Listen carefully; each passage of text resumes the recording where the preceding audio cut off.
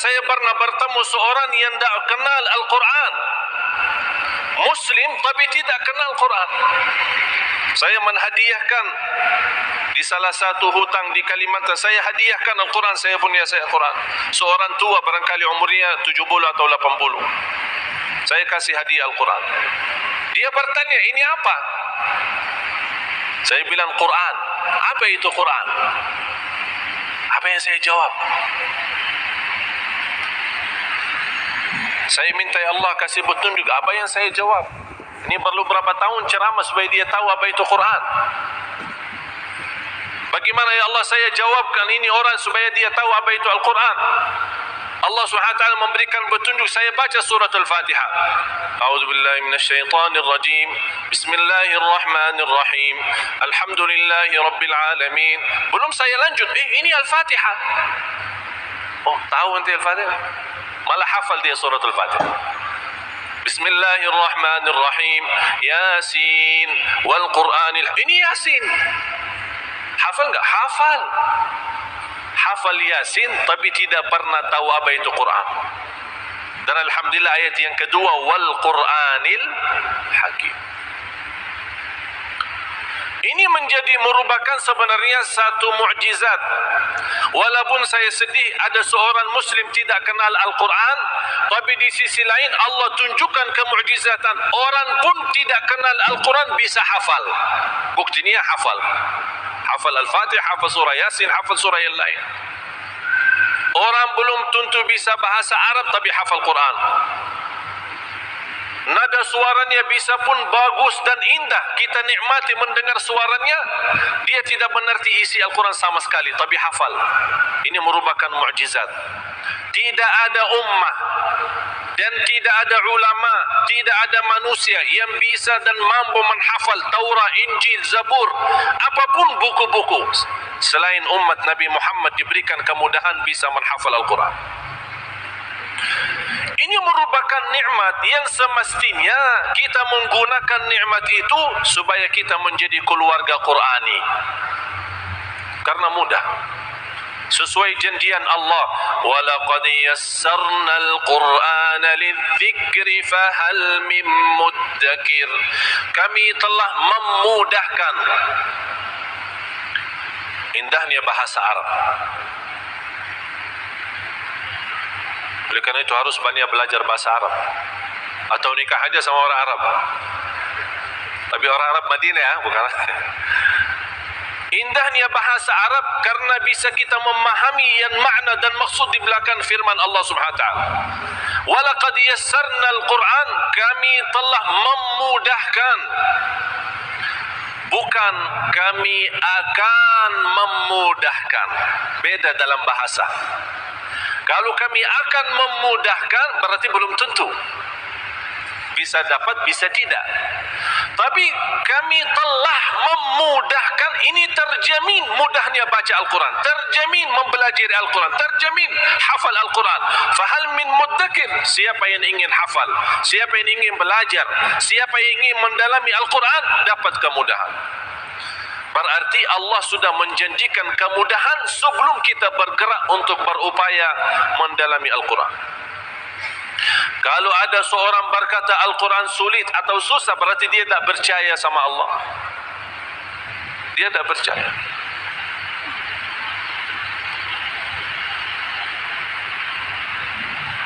Selama saya mendapatkan kesempatan bawa program Al-Quran, saya bertemukan banyak kemukjizatan. Di antaranya mudah hafal. Malah ada di antara yang sudah hafal kurang lebih dalam 6 bulan mampu menghafal 30 juz. Karena waktu juga terbatas, saya punya satu cara. Usia berapapun, apapun kesibukannya, bisa dengan cara dan sistem dalam pengalaman kami selama bersama Al-Quran, insya Allah dengan sistem ini anda bisa hafal satu halaman dalam waktu 10 menit.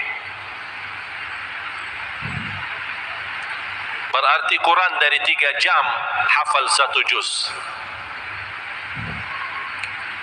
Dan sudah saya buktikan di Jakarta, di beberapa daerah, di Malaysia, di Brunei, saya tunjukkan orang datang di hadapan jamaah dengan sistem ini, dalam waktu tidak sampai 2 minit dia mampu menggambarkan halaman Al-Quran. Itu menunjukkan Al-Quran itu memang luar biasa. Tapi sayang sekali kita umat Islam tapi jarang baca Al-Quran. Kita bisa bertahun-tahun.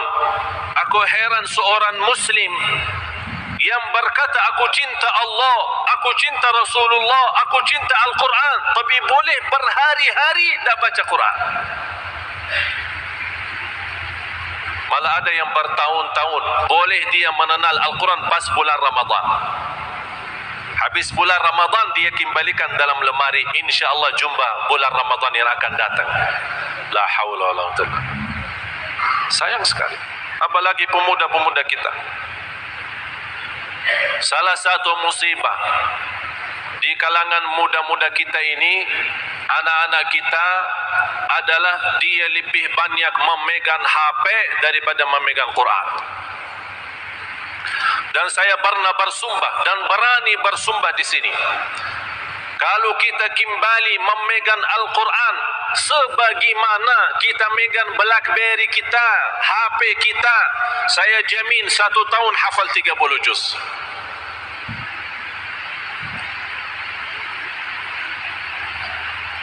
Sampai kadang-kadang kita mau tidur pun tak jauh dari HP. Sampai tidur kita tidak nyaman. Akhirnya siapa yang menjadikan HP itu penting? Itu kita manusia. Padahal sebelum ada HP, sebelum ada mobile, hidup kita bagaimana? Jalan enggak? Jalan. Tidur, bangun, makan, minum, kerja, cari nafkah, tak ada apa-apa. Tapi karena sekarang kita mentargetkan HP itu kepentingan dalam kehidupan kita, tak bisa dilepas, akhirnya memang ternyata HP itu tak bisa dilepas.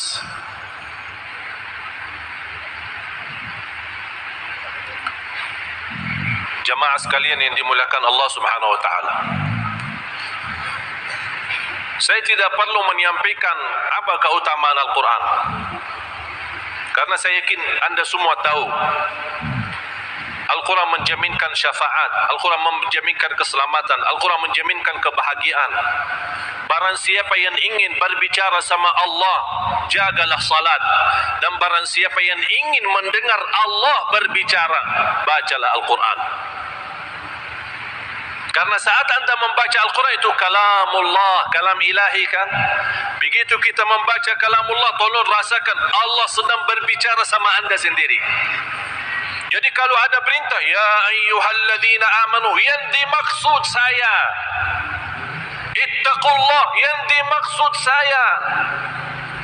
Ala la'natullahi ala zalimin, dilaknati oleh orang yang zalim, dimaksud saya. Kita hidupkan Al-Quran saat kita baca, supaya kita bisa memposisikan diri. Di mana jalur orang beriman, kita menjalankan kepada orang beriman. Begitu ada sifat-sifat orang munafik, orang zalim, orang berdusta, orang yang menjauhkan, kita hati-hati. 3 tanda. Kalau saya sekarang bertanya, Bapak Ibu cinta Al-Quran? Pasti jawaban yang bersatu, cinta Al-Quran. Cinta Al-Quran? Hah? Cinta Al-Quran?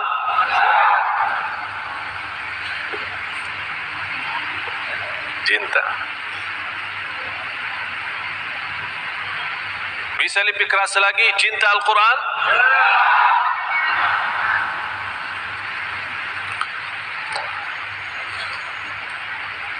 Tapi jamaah sekalian, ketahuilah, untuk mencintai Al-Quran tidak perlu kerasin suara. Karena tidak datang hari kiamat, ya Allah aku cinta Al-Quran, tapi tidak pernah baca Quran. Itu tidak ada arti. Tapi ada 3 tanda. Kalau anda mau tahu diri cinta Al-Quran, ini koreksi 3 tanda ini. Yang pertama, kasratu qiraatihi bila malal.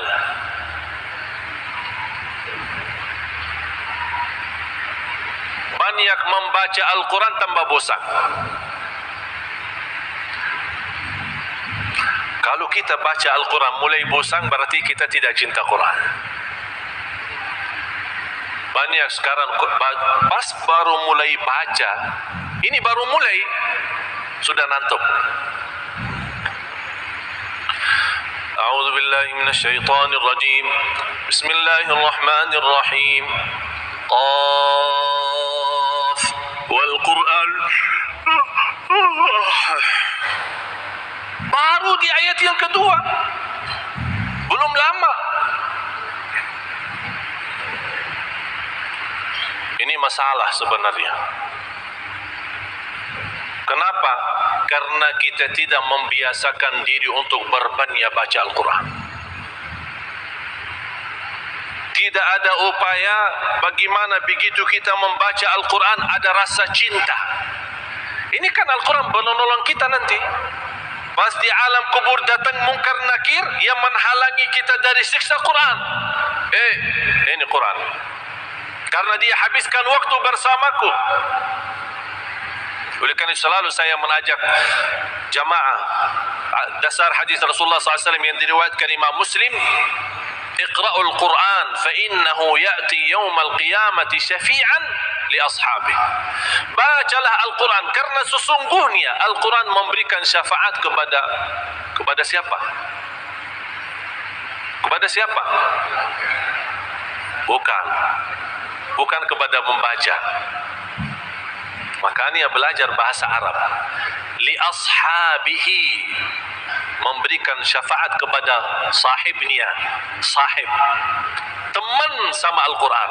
Itulah yang mendapatkan syafaat. Kalau kita lagi pusing, punya masalah, curhat sama kawan kita kan, bagaimana kita menjadikan Al-Quran tempat curhat kita?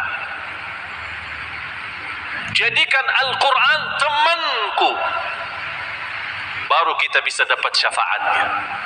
Tanda yang pertama, berbanyak baca Al-Quran tanpa bosan. Yang kedua, begitu habisnya baca Al-Quran, ada rasa rindu, merindukan kembali baca Al-Quran. Malah kita merindu, tidak bosan dan tidak berhenti membaca Al-Quran. Salah satu sebab kita tidak merindukan Al-Quran karena kita selalu memperhatiin halaman belakang. Baru mulai alif lam mim dzalikal kitabu la raiba fih, terus melihat halaman belakang 600 sekian. Kapan habisnya?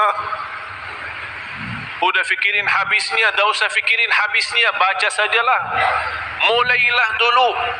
Soal habisnya, biar datang malaikatul maut kita baca Al-Quran, alhamdulillah husnul khatimah. Mau kenapa cepat habis? Ini yang membuat kita bosan dan malas membaca Al-Quran, karena kita menghitung halamannya tapi lupa menghitungkan miliaran kebaikan yang Allah akan berikan setiap satu huruf 10 kebaikan. Alif lam mim bukan satu huruf, alif satu huruf, lam satu huruf, mim satu huruf. Berarti alif lam mim saja sudah 30 kebaikan. Bismillahirrahmanirrahim 19 huruf kali 10 sudah 190. Wallahu yudha'ifu liman yasha wallahu wasi'un alim. Allah menghendaki di antara hamba yang ikhlas bisa menjadi 700 kali lipat satu huruf. Allahu Akbar. Yang ketiga, tanda mencintai Al-Quran, kita senantiasa menghadirkan kalbu dan fikiran. Saya selalu mengajak jamaah kalau baca, ya ayyuhalladzina amanu, stop dulu. Stop. Kata Abdullah bin Mas'ud radhiyallahu an, "Idza sami'ta qaul Allah, ya ayyuhalladzina amanu, fa'ar'iha sam'ak, fa innaha imma amrun tu'maru bih aw nahyun tunha an." Kalau mendengar firman Allah, hei orang beriman, dengar baik-baik, karena habis itu ada perintah atau larangan. Jadi begitu kita baca, ya ayyuhalladzina amanu, kita buka hati, hadirkan fikiran, ya Allah, apa perintahmu? Ya Allah, apa laranganmu? InsyaAllah saya akan menjadi orang beriman yang engkau baru saja memanggil. Ittaqullah, sami'na wa ata'na, menjadi orang bertakwa. Wa kunu ma'as sadiqin, jadilah bersama orang yang benar dan jujur. Sami'na wa ata'na ya Allah. Inna Allah wa malaikatahu yusalluna 'alan nabi. Banyak orang mendengar ayat ini, apalagi di pas khutbah Jumat, keburu bersalawat. Inna Allah wa malaikatahu yusalluna 'alan nabi. Banyakkan juga sallallahu alaihi wasallam. Allahumma shalli wa sallim wa sallim. Belum. Sabar. Ini baru berita, belum ada perintah.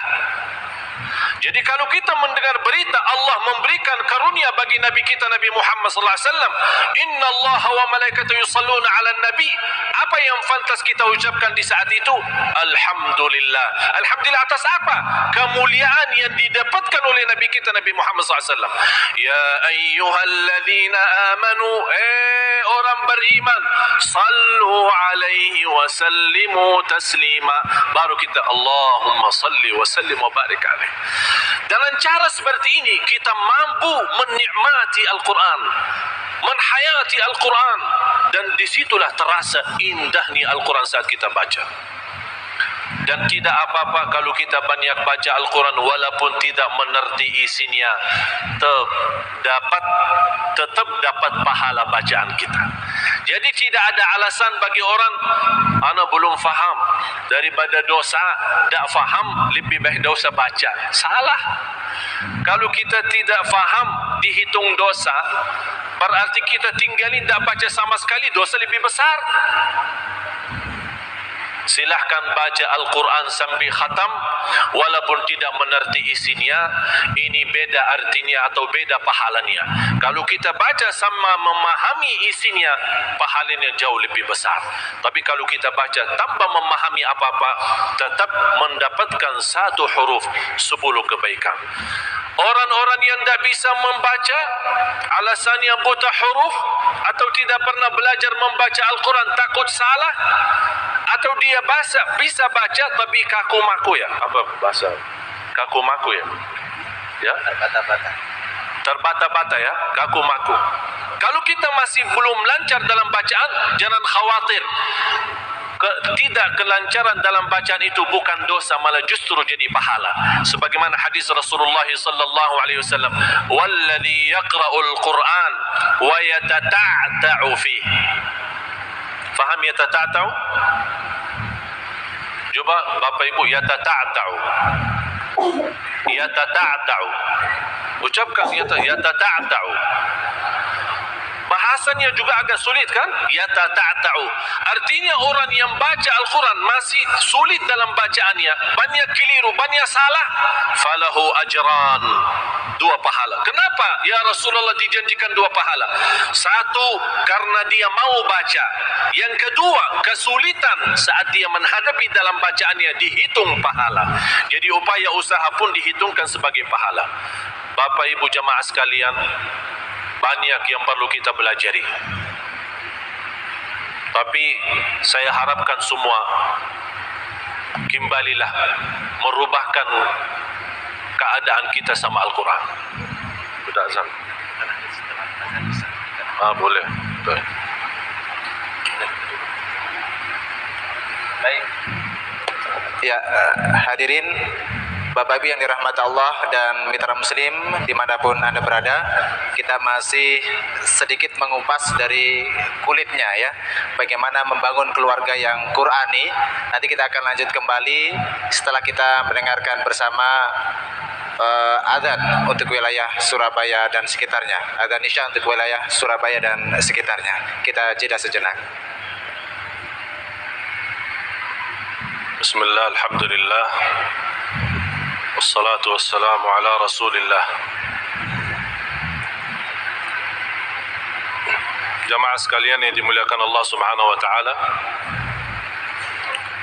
Sebagaimana saya jelaskan tadi, banyak hal yang perlu kita pelajari terhadap Al-Quran.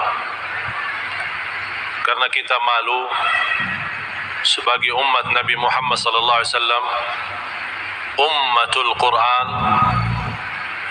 tapi kita paling tidak menjadi orang yang senantiasa baca Al-Quran. Dan ahlul Quran terkumpul dalam 4 sifat. Sebelum saya jelaskan bagaimana supaya kita mendapatkan keluarga Al-Quran, ada beberapa hal yang perlu kita perhatikan. Sebelumnya saya akan jelaskan ahlul Quran. Karena ahlul Quran nanti akan mendapatkan keistimewaan nanti di hadapan Allah di hari kiamat. Sebagaimana bersabda Rasulullah SAW di hadis yang sahih, "Atadruna man ahlullah?" Rasul bertanya kepada sahabat, "Apakah kalian tahu siapa ahlullah?" Sahabat menjawab, "Allah wa Rasuluhu a'lam." Rasulullah SAW menjawab, "Ahlullah, ahlul Quran. Ahlul Quran hum ahlullahi wa khassatuh." Jadi orang yang mendapatkan keistimewaan di sisi Allah dan di hari kiamat di hadapan miliaran manusia, itu ahlul Quran. Dan sifat supaya kita bisa mendapatkan sifat ahlul Quran atau gelar ahlul Quran, yang pertama, senantiasa membaca Al-Quran, rutin membaca Al-Quran, istiqamah membaca Al-Quran, kalau boleh rutin menkhatam Al-Quran. Rasul kita sallallahu alaihi wasallam punya wirid. Faham wirid? Wirid adalah sebuah amalan yang kita rutinkan. Apa itu salat, apa itu zikir, apa itu baca Quran. Nabi kita Nabi Muhammad SAW wiridnya menkhatam Al-Quran setiap minggu sekali, mulai Sabtu khatam Jumat. Dinamakan oleh ulama Al-Quran wal qiraat dan ulama tajwid Hizbun Nabi atau Wirdun Nabi sallallahu alaihi wasallam. Mulai Sabtu khatam Jumat. Boleh mulai hari Ahad khatam Sabtu, mulai hari Senin khatam Selasa, tak masalah. Mau mulai Jumat khatam Sabtu pun tidak masalah. Intinya 1 minggu. Malah di antara sahabat yang mengkhatam Al-Quran sebulan sekali. Ada di antara mereka setiap 10 hari sekali. Ada di antara mereka setiap 3 hari sekali. Malah dikenal Uthman bin Affan radhiyallahu an sebagai sahabat Rasul, dan dia termasuk sebagai salah satu ahlul Quran. Kalau orang yang sudah mendapatkan sanad Al-Quran, pasti ada tertulis di antara sahabat yang menyebarkan sanad mutawatir kepada tabi'in dan seterusnya adalah Uthman bin Affan radhiyallahu an. Dan dia membawa hadis Rasulullah yang diriwayatkan Imam Bukhari, "Khairukum man ta'allama al-Qur'ana wa 'allama." Sebaik-baik antaramu yang membaca Al-Quran, mempelajari Al-Quran dan mengajarnya. Dan Uthman bin Affan radhiyallahu anhu meninggal dunia saat dibunuh di rumahnya, dia sedang membaca Al-Quran.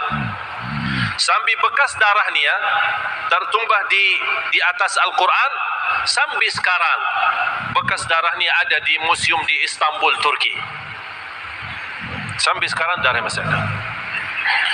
Malah ada satu riwayat dalam sejarah Sayyidina Uthman bin Affan waktu dibunuh, kemudian saat disuruh lepasin Al-Quran, beliau tetap menahankan Al-Quran. Ada seorang dari Al-Khawarij mentindak Al-Quran dengan kakinya. Al-Quran terbang dan kembali kepada tangan Uthman bin Affan radhiyallahu an. Karena dia memang terbiasa tidak pernah lepas Al-Quran. Al-Quran juga balas. Al-Quran juga tidak mau lepaskan diri daripada Uthman. Dikenal beliau orang yang mengkhatam Al-Quran di dalam setiap malam 1 kali. Imam Syafi'i yang kita ikuti mazhabnya, saya harap juga ikuti pula ibadahnya, ikuti pula akhlaknya. Kalau masuk ni Ramadan saja 60 kali khatam Al-Quran dalam bulan Ramadan. Berarti satu hari 2 kali. Jangan kita budaya kayak di Jawa, seumur hidup 1 kali khatam, buat acara keselamatan lagi. Saking bangga. Inilah Al-Quran. Rutin baca. Wallahi jamaah sekalian, anda akan merasakan kenikmatan luar biasa. Dan saya mohon, mulai malam ini kita bersungguh-sungguh nawaitu rubah kesempatan dan perhatian kita sama Al-Quran. Dan tidak ada ruginya setiap habis salat hanya 10 menit baca Al-Quran. Dan sangat mudah untuk mengkhatam Al-Quran, minimal 1 bulan sekali. Saya mencoba Ramadan yang lalu, walaupun padat dan kesibukannya luar biasa, acara di mana-mana, berupaya saya membayangkan bagaimana Imam Syafi'i mampu mengkhatam Al-Quran dalam Ramadan itu 60 kali. Saya mau praktik. Kalau di waktu kita di Madinah, paling nikmat baca Al-Quran. Kenapa? Karena kita i'tikaf. Kalau di Madinah dengan kawan-kawan kita, tak boleh bawa HP, tak boleh ada ngobrol dunia. Kalau masuk masjid udah sama Al-Quran. Pagi, siang, sore, malam. Apalagi kalau masuk 10 malam akhir, masing-masing kita khatam setiap hari, bisa 1 kali, bisa 2 kali. Karena kita tidak ada urusan selain baca Al-Quran. Begitu saya datang ke Indonesia, berupaya supaya bagaimana saya bisa tetap rutin bagaimana khatam. Tapi tetap kalah sama kesibukan. Sibuk isi sana, sibuk isi sana, diundang sana, diundang sini, belum lagi TV. Tapi tahun ini saya memaksa diri harus bisa mencapai bagaimana targetnya Imam Syafi'i. Tapi tetap saya tidak berhasil. Tapi alhamdulillah di akhir Ramadan dapat mengkhatam Al-Quran 31 kali. Dalam kesibukan seperti ini, saya buktikan, jamaah sekalian, saya tidak berbicara seperti ini ria, tapi saya mau tunjukkan kalau ada kesungguhan kita membaca Al-Quran, wallahi akan lancar dan akan Allah hantarkan berkah waktu. Apa itu berkah waktu? Orang yang tidak dapat berkah waktu belum tentu mampu mengkhatam Al-Quran sebanyak itu. Tapi di waktu yang sama Allah berikan berkah, dia mampu mempunyai amalan ibadah, bisa ratusan orang belum tentu dapat. Itulah kehilangan berkah waktu. Jadi saya mohon, mulai malam ini kita berupaya setiap salat 10 menit kita baca Al-Quran. Mudah kita khatam. Mulai dari suratul Al-Fatihah dan seterusnya. Setiap salat kita baca 4 halaman. Saya yakin tidak sulit. 4 halaman, 4 muka. Fahamkan halaman? Karena 1 lembar bolak-balik kan? 4 halaman. Anda merasa sulit, 4 halaman terlalu banyak, Anda sibuk, sangat sibuknya luar biasa, 2 halaman sebelum salat, 2 halaman sesudah salat. Langkah pertama, 2 hari, 3 hari, 4 hari Anda merasa terganggu, sulit, ada terasa keberatan. Tapi Anda bertahan antara 7 hari sampai 10 hari, insya-Allah habis itu rutin. Malah akan menjadi pusing kalau tidak baca Quran. Antum coba silahkan. Tapi tahan 7 hari sampai 10 hari. Habis itu, subhanallah, Anda menjadikan Quran itu kebiasaan. Paling tidak, jamaah sekalian, jangan lewat 1 hari belum melihat Al-Quran dan membaca Al-Quran. Karena dosa kita banyak lewat mata, terhitung banyak dosa mata. Mudah-mudahan saking seringnya melihat Al-Quran dan membaca Al-Quran, Allah menghapuskan dosa mata dan menaikkan derajat kita di sisi Allah Subhanahu wa taala. Yang kedua, ahlul Quran yang menghafal Al-Quran. Yang pertama, membaca rutin. Sudah kita sepakat? InsyaAllah mulai malam ini kita rutin baca? Rutin. Wallahi anda akan merasa nikmat. Rutinkan, rutin, istiqamah. Biarpun sedikit demi sedikit, tapi istiqamah. Saya yakin habis anda mendengar ceramah, barangkali tersentuh hatinya, iman mulai naik. InsyaAllah mulai malam ini, anak insyaAllah anda akan lepasin Al-Quran. Begitu baca semangat, 1 juz, 2 juz, 3 juz. Tapi besok ni 1 tahun dah baca-baca. Boleh semangat. Senang iman begitu tinggi, tapi semangatnya pun harus diatur. La yukallifullahu nafsan illa wus'aha. Islam itu indah dan sederhana, sedikit demi sedikit tapi istiqamah, jauh lebih baik daripada banyak tapi terputus. Karena Allah tidak minta banyak amalan, tapi Allah minta yang terbaik. Allazi khalaqal mauta wal hayata liyabluwakum ayyukum ahsanu amala, bukan aktsaru amala. Ahlul Quran sifat yang kedua yang senantiasa menghafal Al-Quran seluruhnya atau sebagian. Termasuk Ahlul Quran. Hafal 30 juz atau juz 30. Ahlul Quran. Hafal Al-Fatihah sampai An-Nas maupun An-Nas sampai An-Nas. Ahlul Quran. Faham An-Nas sampai An-Nas? Ya satu surah. Menghafal secara keseluruhan maupun sebagian, terhitung sebagai Ahlul Quran. Sifat yang ketiga, yang mengamalkan isi Al-Quran. Banyak jamaah bayangannya mengamalkan isi Al-Quran, sulit. Tidak ada sulit. Memang untuk mengamalkan isi Al-Quran belum tentu mampu menghabiskan segala amalannya. Umur kita habis, belum tentu habis mengamalkan isi Al-Quran. Tapi ingat, fattaqullaha mastata'tum. Taqwalah kepada Allah sesuai kemampuannya.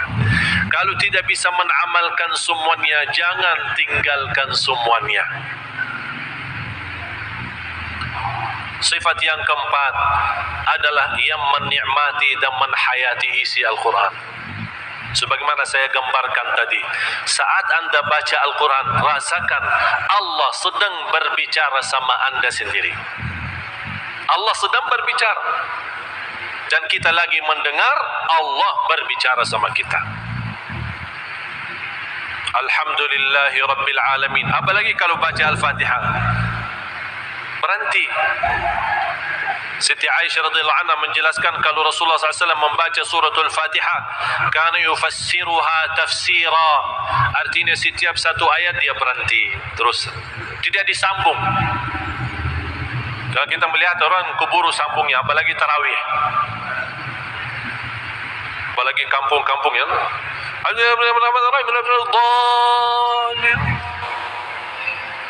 Kita tak tahu dia baca apa, tapi habis waladhdallin, oh tahu ini baru Al-Fatihah. Apa itu? Alhamdulillah, an-na'im, an-na'im, an-na'im. Awal hakumut takatsur. Saking cepat. Saya heran di Indonesia kenapa tarawih seperti ini. Seolah jalan-jalan ada pengumuman barang siapa yang cepat selesai tarawih dapat juara 1 ya. Namanya tarawih, saking panjang salatnya, nikmati. Tak usah panjang. Oleh karena itu ulama mengambil alih daripada panjang menjadi 11, tapi panjang rakaatnya, panjang bacaannya, dikurangi bacaannya tapi diperbanyak jumlah rakaatnya. Tapi orang yang belum faham tetap mensalahkan. Yang 20 tak boleh, yang 11 harus. Sama saja boleh.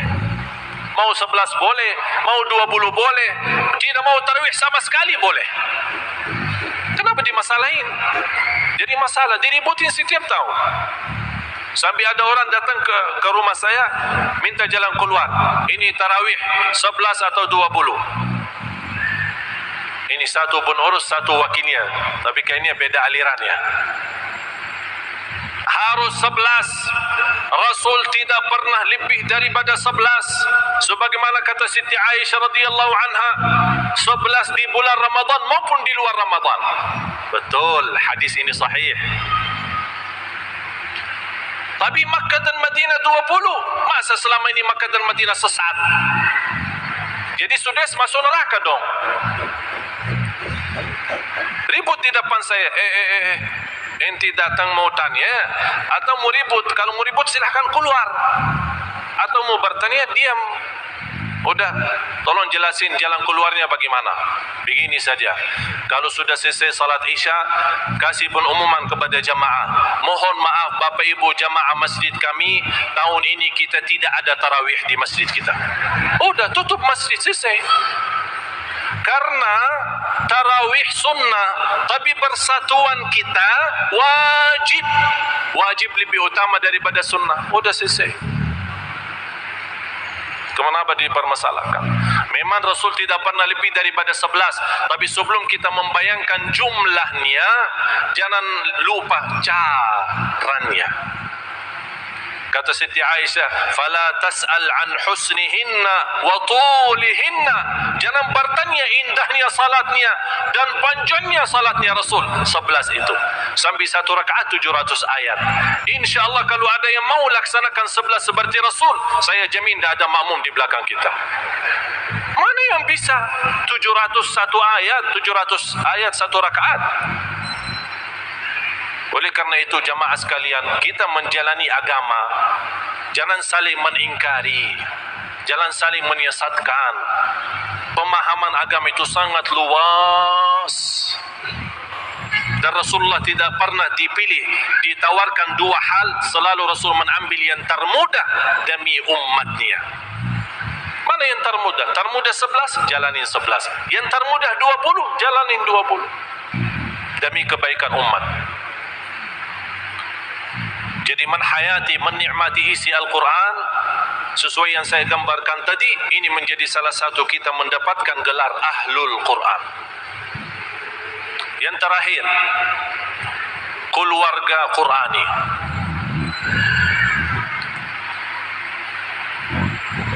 Saya sebagai orang penghafal Al-Quran, ini karunia Allah Subhanahu wa taala. Banyak orang bertanya, bagaimana kita hafal Quran?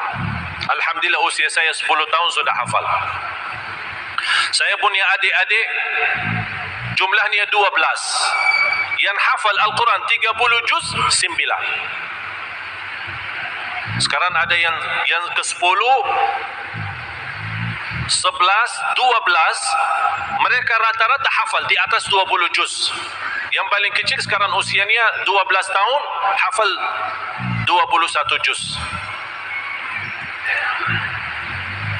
Bagaimana kita bisa menjadi keluarga Al-Quran? Ini sekarang saya ceritakan kepada jamaah sekalian, ini pengalaman kita sendiri. Ya, jadi saya tidak akan bawakan ayat atau hadis, tapi apa yang kita sendiri dapatkan karunia mudah hafal Quran, mudah-mudahan Anda bisa praktik. Yang pertama, orang tua saya orang awam. Banyak bayangannya kalau mendengar, Ali Jabir sama adiknya semua hafal Al-Quran, barangkali bapaknya ulama besar. Ayah saya pedagang, keluar dari pagi pulang malam mencari nafkah dan rezeki. Ibu saya buta huruf, tidak bisa baca Quran. Tapi kemana mereka bisa mempunyai anak dan keturunan hafal, padahal mereka berdua tidak hafal? Tapi alhamdulillah sekarang ayah saya sama ibu saya sudah hafal Al-Quran. Gurunya siapa? Anaknya sendiri. Sebelum Ramadan kemarin, ibu saya sebagai seorang ibu yang dari masuk sekolahan belajar buta huruf, ya, belajar, orang yang buta huruf belajar, dia mendapatkan hafal Al-Quran dan dapat juara 1. Ditanya gurunya siapa? Anaknya sendiri. Pertama, amalan yang dijaga oleh ayah saya sambil bisa mendapatkan keturunan seperti ini, ayah saya tidak pernah mendengar azan di luar masjid selama 35 tahun.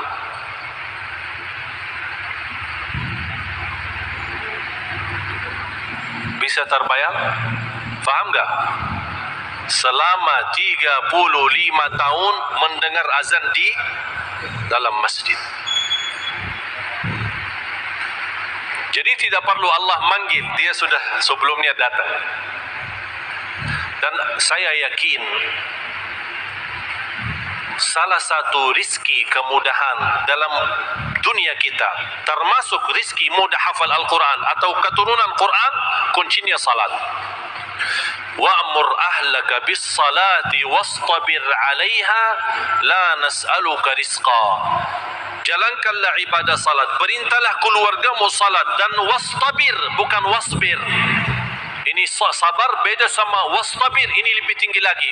Jadi sabar atas sabar untuk menjalankan ibadah salat, karena banyak hal yang menghalangi kita. Dunia, kesibukan, harta, keturunan, alasan nafkah dan rizki. Orang sekarang berkata, iman mencari nafkah dan rizki kan ibadah. Nah ini salah satu. Wastabir 'alaiha la nas'aluka rizqa. Kami tidak minta rizki darimu. Nahnu narzuquk. Kami yang akan memberikan rizki kepadamu. Di antaranya kelancaran, kemudahan, dan kemudian keturunan salih-salihah menghafal Al-Quran. Yang kedua, doa. Ma'asyiral muslimin, setiap anda salat, antara azan dan iqamah doa makbul. Ya Allah, jadikan kami dan keluarga kami ahlul Quran. Doa dengan rasa rindu terwujud cita-cita itu, dan rasa bangga supaya tersebut nama kita maupun anak kita sebagai ahlul Quran. Begitu anda sujud, subhana rabbiyal a'la, subhana rabbiyal a'la, subhana rabbiyal a'la. Ya Allah, anakku ingin dijadikan ahlul Quran dalam sujud. Walaupun sebagian ulama fikih tidak membolehkan doa dalam sujud dalam bahasa selain bahasa Arab, tapi kalau di luar salat wajib boleh saja. Fad'u bima syi'ta. Rasulullah bersabda, berdoa dengan apa yang kamu mau, apa yang kamu bisa. Dan Rasul tidak menentukan bahasa. Silahkan doa apa saja, biarpun dalam bahasa sendiri. Jangan pakai bahasa Arab tapi tidak mengerti. Orang banyak doa bahasa Arab, menahan diri bahasa Arab, harus doa bahasa Arab tapi tidak mengerti. Inna Allah la yaqbalu du'aan min qalbin ghafilin lahin. Allah tidak menerima doa orang-orang yang lalai dalam doanya. Di antara kelalaian kalau tidak mengerti, ada orang diaminkan doanya, imam berdoa diamini doanya tapi tidak mengerti bahasa imam. Imam pun mendoa bahasa Arab, tapi kalau ditanya, ente faham tak? Tidak, anak cuma hafal. Boleh sekali-kali bahasa Arab dicampuri dengan bahasa kita, supaya orang begitu mendengar dia bisa menaminkan dengan hati, amin. Ya kalau yang umum-umum kita sudah faham, Allahumma ighfiril muslimina wal muslimat wal mu'minina, orang sudah faham. Rabbana atina fid dunya hasanah wa fil akhirati hasanah. Malah saya perhatiin kalau jamaah diimami seorang berdoa, habis salat ada seorang imam berdoa, diamini oleh jamaah, aminnya biasa-biasa aja, amin, amin, amin. Karena bahasa Arab kan dia faham. Pas begitu sampingnya, Rabbana atina fid dunya hasanah wa fil akhirati hasanah wa qina adzabannar, amin. Keluar suaranya. Oleh karena itu tidak apa-apa dicampurkan dalam bahasa. Oleh karena itu saya mohon kepada jamaah, setiap kesempatan anda berdoa, utamakan kita minta keturunan bukan hanya yang salih-salihah, tapi menghafal Al-Quran. Yang ketiga, jadilah contoh baik di hadapan anak sebelum memerintah anak baca Quran. Ada orang suka ingin anaknya hafal. Anak, ayo baca Quran. Dia nonton TV. Tak boleh. Jadi sebelum kita perintahkan, kita laksanakan sendiri. Kita jadi contoh baik. Kalau seorang tua sering membaca Al-Quran, di di hadapan anak dan istri. Lama-lama anak dan istri ikut baca tanpa diperintahkan.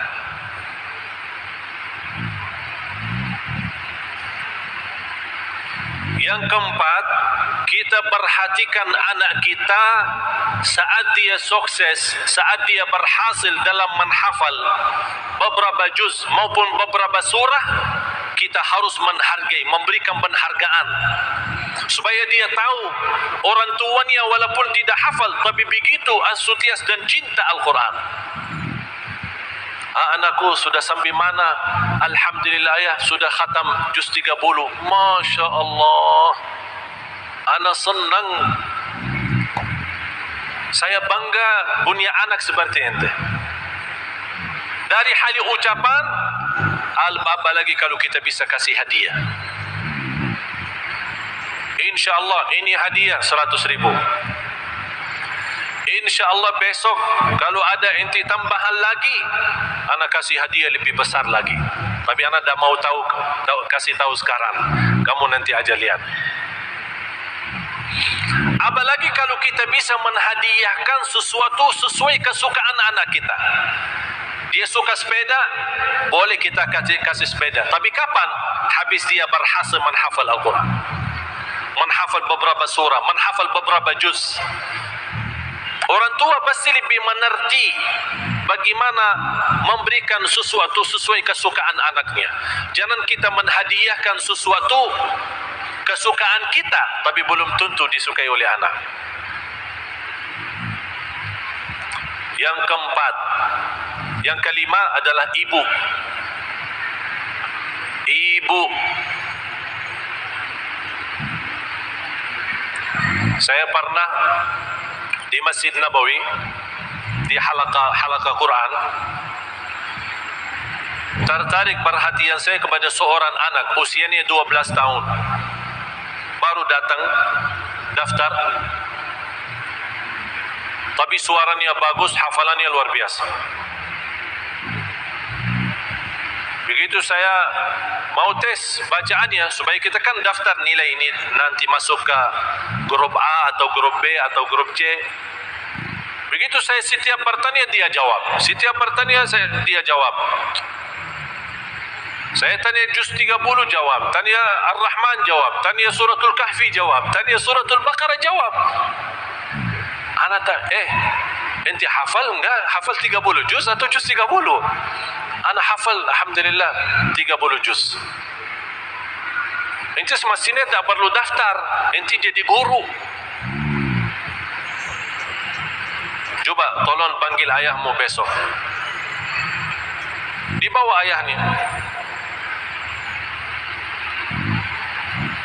Ayahnya begitu saya lihat, mohon maaf, biasa-biasa aja. Malah bekas bau rokoknya bisa dicium. Jadi bukan nampaknya sebagaimana apa ya, pakai imamahnya atau jubahnya atau bercahaya karena kesalihannya, biasa. Malah biasa rokok lagi. Tapi bisa pun saya tanya, saya sambil saya jujur, mohon maaf, anak sebenarnya malu sebutkan, tapi nampaknya ente biasa-biasa aja, kok anaknya seperti ini? Apa dia jawab? Ibunya. Ibunya ya luar biasa. Memang sebagaimana anda lihat saya, ya begini. Malah kadang-kadang ketiduran daripada salat. Ini bicaranya dia. Tapi saya punya istri, subhanallah,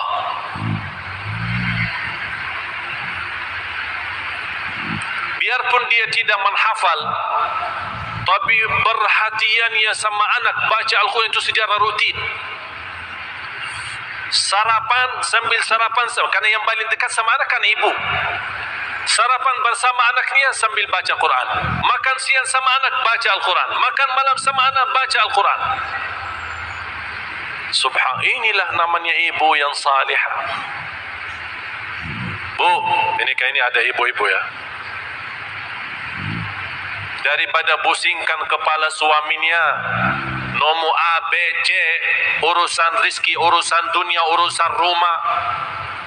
Lebih baik kita perhatiin anak kita supaya dia menjadi tertanam mencinta Al-Quran.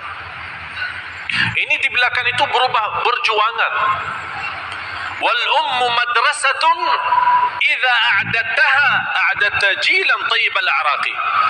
Ini ibu adalah sekolah pendidikan yang bisa menghidupkan generasi yang mencintai Al-Quran. Jangan ibu-ibu berkata, kalau saya punya suami dulu yang baik, baru insya Allah saya akan jadi seperti itu. Banyak orang begitu. Kalau kita bicara sama seorang ibu, dia selalu berkata, suami yang bagaimana saya mendidik anak? Suami saya tidak salat. Bagaimana supaya saya mendidik anak? Suami saya aja tidak pernah baca Al-Quran. Udah tidak ada urusan sama suami.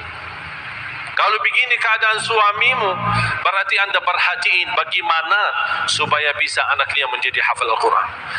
Kalau kesalihannya anda tidak bisa menwujudkan menjadi suami salih, jadikanlah anaknya yang salih. Jadi jangan jadikan alasan seorang kekurangan suaminya, istrinya juga ikut memiliki kekurangan. Harus kita bersama. Saya di sini tidak membela siapa-siapa, tapi begitulah salah satu perjuangan seorang ibu di dalam rumah tangga. Bukan hanya dia mempenuhi hak suami, biarpun banyak kekurangan suaminya, tapi dia juga mampu memelihara anak sampai dia mewujudkan anak yang mencintai Al-Quran. Sebagaimana seorang tetangga kita bisa menghafal sejarah sahabat, padahal usia mereka 8 tahun, 9 tahun. Tapi kalau kita bertanya sama mereka, siapa Abu Bakar As-Siddiq? Dia bisa menyebutkan sejarahnya dari lahirnya sampai wafat. Anak bisa menyebutkan sejarah Umar bin Khattab dan perjuangannya. Dia bisa menyebutkan Sayyidina Uthman bin Affan. Dia bisa menyebutkan Sayyidina Ali bin Abi Talib dan sahabat. Kalau kita bertanya siapa yang dikenal hafal Al-Quran di antara sahabat, dia mampu sebutkan nama-namanya. Padahal usianya 8 tahun dan 9 tahun.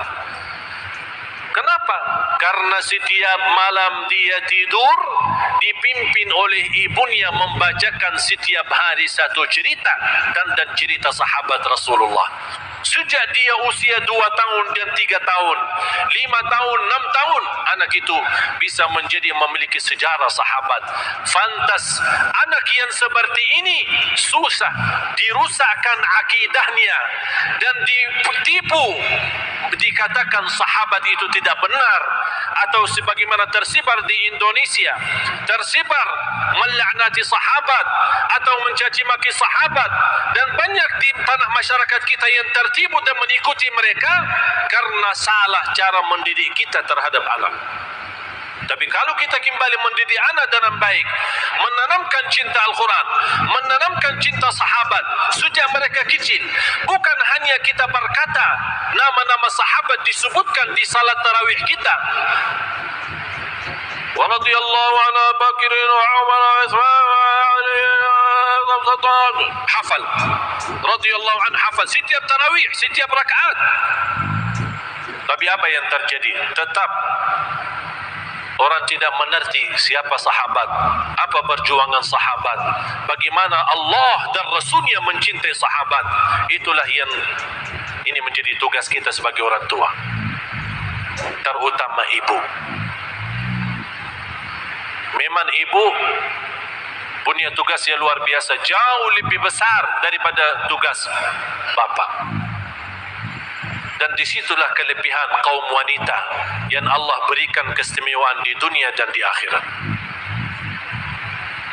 Mudah-mudahan dengan apa yang saya sampaikan, dalam perjuangan kita bersama-sama, mudah-mudahan terwujud keluarga Qurani, perhatian Al-Quran, cinta Al-Quran, supaya kita benar-benar senantiasa bukan hanya mendapatkan keturunan anak cucu penghafal Al-Quran, insya Allah kita juga termasuk orang penghafal Al-Quran. Kalau kita sekarang merasa gagal hafal, jangan jadi gagal mendidik anak menghafal Al-Quran. Tidak ada rugi kalau kita gagal tidak menghafal. Tapi kalau kita gagal tidak hafal dan gagal kita mendidik anak tidak hafal, berarti kita rugi besar. Tapi kalau kita sendiri gagal, tapi berjuang supaya anak, dan kita berkata terhadap diri, ya Allah, barangkali saya tidak hafal, tapi insya Allah saya akan berjuang sampai mati supaya anak dan cucu menghafal. Disitulah akan Allah balas. Anak nanti akan memimpin orang tuanya, sama-sama menjadi ahlul Quran. Nikmatnya luar biasa kalau Allah di hari kiamat memanggil mana anak yang sudah hafal Al-Quran dan dipanggil serta orang tuanya. Bukan hanya anak yang mendapatkan keistimewaan hafal Al-Quran, orang tuanya pun digabung mendapatkan berkah anaknya. Itulah namanya syafaat anak untuk orang tuanya. Mudah-mudahan senantiasa ilmu yang kita pelajari menjadi ilmu yang bermanfaat dan dikuatkan oleh Allah lahir batin agar kita sama-sama mampu mengamalkan, karena ilmu nafi' diikuti dengan amalun salih. Mudah-mudahan apa yang saya sampaikan bermanfaat. Terima kasih atas perhatiannya. Kurang lebihnya mohon maaf. Wallahu ta'ala a'lam. Walhamdulillahi rabbil alamin.